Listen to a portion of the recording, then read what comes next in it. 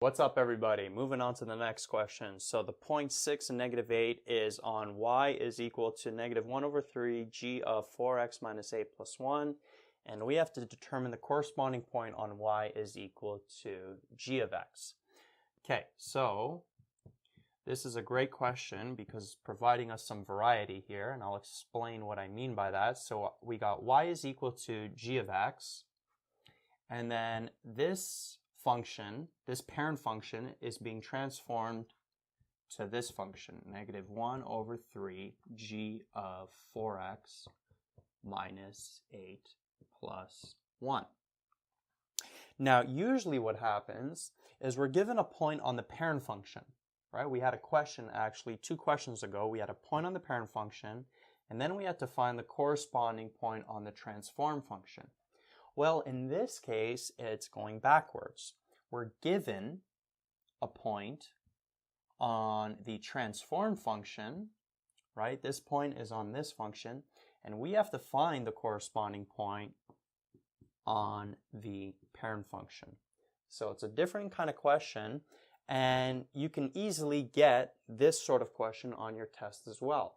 So just be aware on your test what they're asking for. Are they giving you the point on the parent function, or are they giving you the point on the transform function? The process is different. We're still going to be using the mapping formula, but in a different way.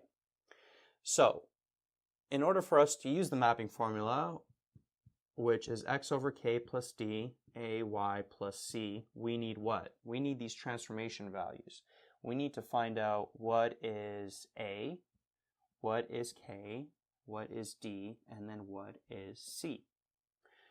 Well, in order to do that, this has to be in a certain format. The format it has to be in is a g of k x minus d plus c. Well, notice how it's almost in that format. So the a value, we can tell it's negative 1 over 3. The c value, we can tell it's positive 1. Sorry, right here. But this bracket is in a different format. We have to make sure, I'm going to erase this point here for now. So this is what, I'll put it over here, 6 and negative 8. We got to rewrite this function as y equals negative 1 over 3 g of, we have to factor out that 4 from the x, right? The x has to be by itself. We're factoring out a 4 from negative 8 divided by 4, we're left with negative 2, and then there's that plus 1 still. So the a value, c value taken care of. Notice how the k value is going to be 4, and then the d value is positive 2, the opposite sign.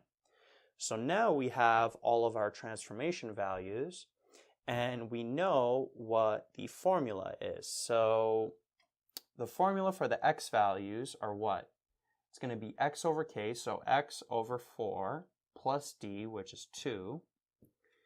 And then the formula for the y value is going to be ay plus c, so negative 1 over 3y plus that c value of 1.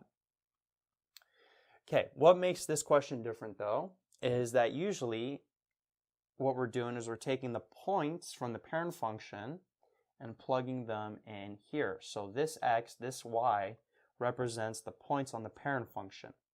However, in this case, we are looking for these. So what we have to do is we have to take the formula for the x's, x over 4 plus 2, and we have to make it equal to the x value on the transform function. Same thing here. We got negative 1 over 3y plus 1.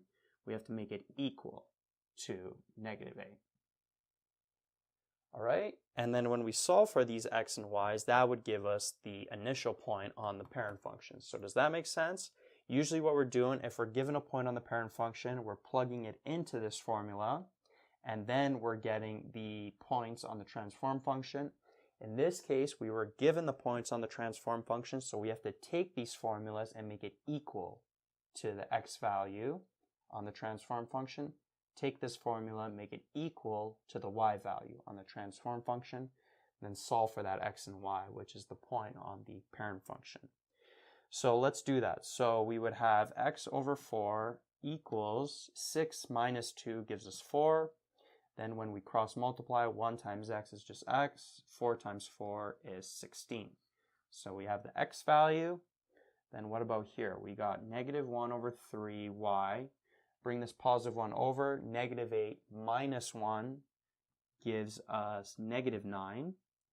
And then if we divide both sides by negative 1 over 3, right, these negative 1 over 3's will cancel out. Y equals negative 9 divided by negative 1 over 3 gives us positive 27. Right?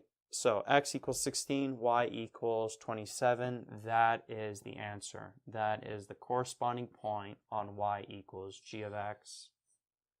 So, bit of a different question because we were given the point on the transform function, and be aware of that on your tests. If that happens, you got to make the formulas equal to those points.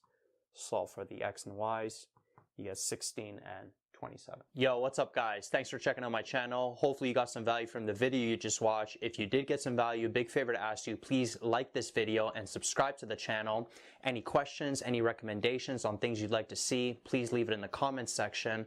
Also check out the description box below for links to material and content related to the video you just watched. Peace out.